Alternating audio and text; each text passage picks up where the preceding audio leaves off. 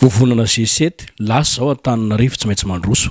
Anio alarobia 13 oktobra 2020 noho fanambarana tetsy amin'ny espace Mongouté Andriafanambojanahary ny vovonana sesety na ny lasa zao Antananarivo tsy maintsy mandroso. Ny amin'ny fahitan'izy ireo ny raharam-pirenena ankehitriny ary indrindra ny fanehoan'izy ireo ampahabe-maso ny anohan'izy ireo any Ramatoa Arilala Ramanantsoa izay kandidata atolotry ny Irmara hifaninana be ny tanàna eto Antananarivo renivohitra. Fantatra fa filoam-pikambanana avokoa ireto tonga niarika fanambarana ireto ary fikambanana misy 20 mahery no mivondrona anatin'ity vovonana sesety lasa zao Antananarivo tsy maintsy mandroso ity. Ahitana mpandraharaha, mpampianatra, mpampiofana sy ny sisa. Fanazavana hoentin'ireo mpitarika azy ireo Andriamatoa Lahatra Rakotovololona.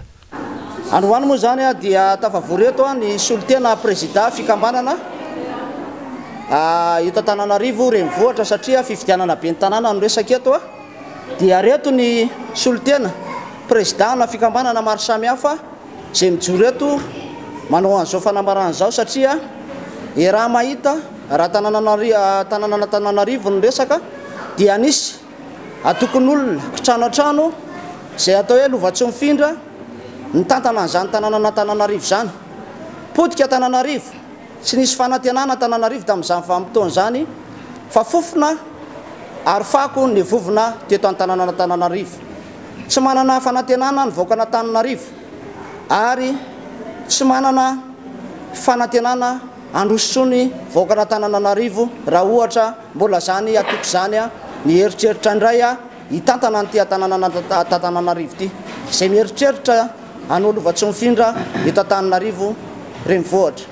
Ka noho izany dia mitovy fomba fijery izay ireo fa olona mitovy fomba fijery ny filohan'ny repoblika ny tokony ho kandida ho lasa be ny tanàna Antananarivo.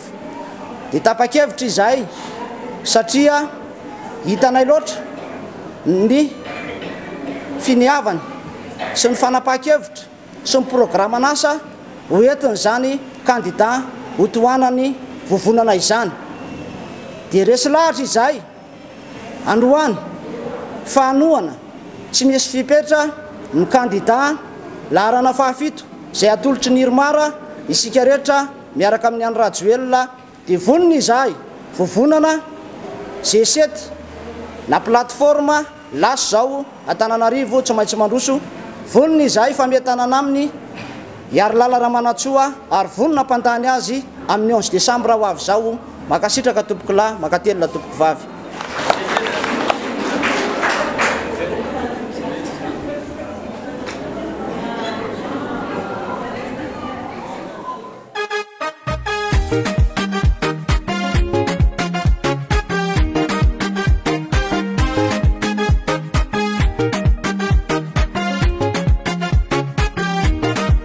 Madagaskara tsy maintsy mandroso manana olo mazoto aratsina fa tsy maloto hita